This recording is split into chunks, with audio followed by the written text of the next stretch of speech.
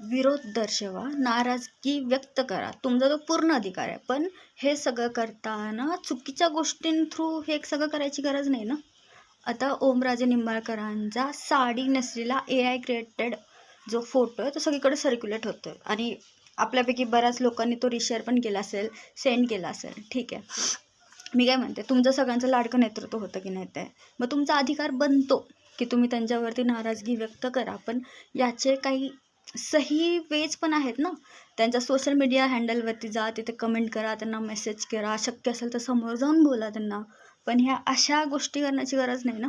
आणि तुम्हाला माहिती आहे का, हा एक सायबर क्राईम आहे.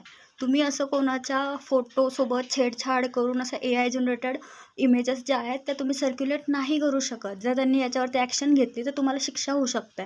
ठीक आहे, आणि ही बाब खरंच खूप गंभीर आहे.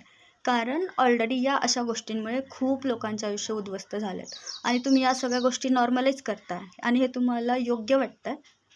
देऊ ना करो ही वेळ उद्या आपल्या गुणावरती येऊ किंवा आपल्या फॅमिलीच्या ह्याच्यावरती येऊ.